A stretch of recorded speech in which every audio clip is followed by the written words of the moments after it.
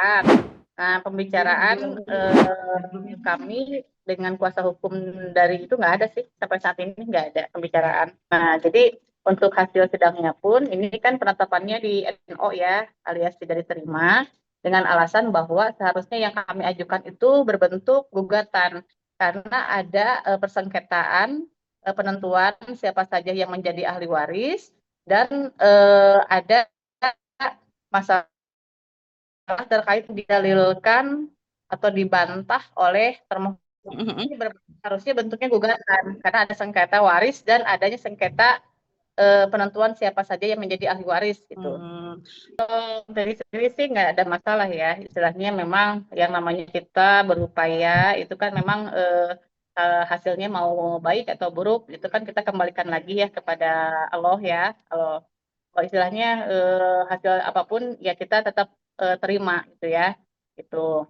Nah, kalau untuk upaya hukum sendiri, nah nanti kami masih mikir-mikir ya, nanti pertemuan hari Senin depan, apakah akan mengajukan upaya banding, ataukah akan mengajukan gugatan, bagaimana pertimbangan atau petunjuk dari majelis hakim bahwa seharusnya ini yang diajukan itu adalah berbentuk gugatan dan ada objek yang dijadikan sengketa warisnya itu. Ya, ya, kan ditolak ya, karena kan belum ke pokok perkara, ini DNO tidak diterima. Nah, ini kan belum diperiksa ya terkait pokok perkara, ini DNO itu hanya dari eksepsi dari termohon DNO, karena apa? Karena ini bentuknya seharusnya bukan permohonan, tapi gugatan.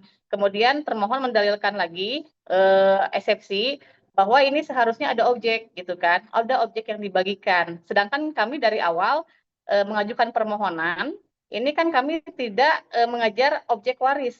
Jadi hanya sebatas untuk kepastian hukum dan legalitas bahwa Kang Teddy dan Bintang menjadi ahli waris dari almarhum itu aja sih. Tapi keinginan atau istilahnya eksepsi dari termohon itu harusnya ada objeknya. Kami hanya legalitas aja ya, belum keinginan mengenai objek. Ya maksudnya hak legalitas ya. Jadi tetap upaya hukum kami itu kan ada dua ya. Apakah memang akan mengajukan banding terhadap produk penetapan kemarin atau mengajukan gugatan langsung gugatan sengketa waris gitu. Kami masih pikir-pikir opsinya mau seperti apa. Jadi gini, kalau misalnya kita berbicara kepada waktu, ini memang udah standar atau SOP dari Mahkamah Agung. Jadi untuk bentuk penyelesaian gugatan atau permohonan di pengadilan tingkat pertama itu kurang lebih 6 bulan. Memang aturannya seperti itu.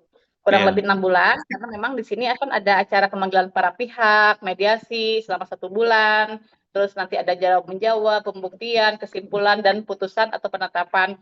Jadi memang ini udah standar SOP dari Mahkamah Agung, kurang lebih 6 bulan penyelesaiannya.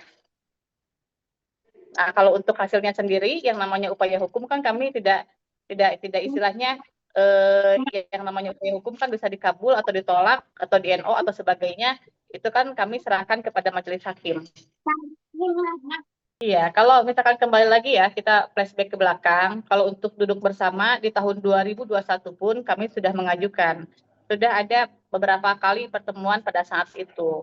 Tapi kembali lagi bahwa yang namanya mediasi atau kita tempuh secara non litigasi itu kan kembali kepada para pihak ya, apakah sepakat atau tidak gitu. Nah, dari dulu pun kami sudah istilahnya ya mau mengajukan itu tapi ya dari pihak itunya nggak ada ya, nggak ada respon gitu kan.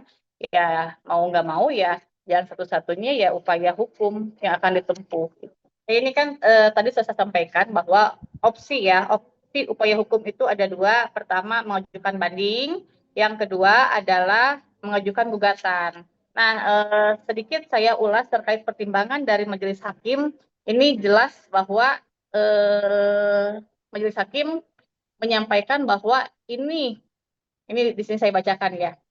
Karena dalam perkara akuo terdapat sengketa antara pemohon dengan para termohon terkait tentang penentuan siapa yang menjadi ahli waris dari Lina binti Sachim, sehingga dengan demikian permohonan pemohon mengandung cacat formil atau obscure libel. Seharusnya gugatan bukan permohonan. Nah ini paragraf kedua, menimbang bahwa eksepsi para termohon terkait permohonan pemohon mengandung cacat formil, seharusnya gugatan bukan permohonan telah dikabulkan.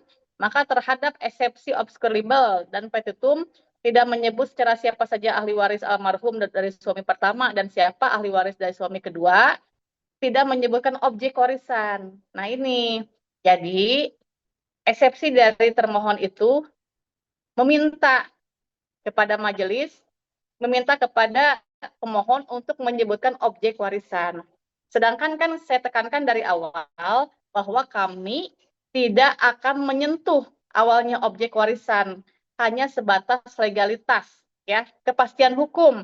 Apakah Bintang betul ahli waris dari almarhum, gitu aja. Nah, tapi ketika memang kedepannya seharus ada objek warisan, mau nggak mau ya pasti kami akan mengajukan gugatan, ya, karena itu sebagai jalan untuk penentuan siapa yang menjadi ahli waris dari almarhum, itu aja. Iya, iya.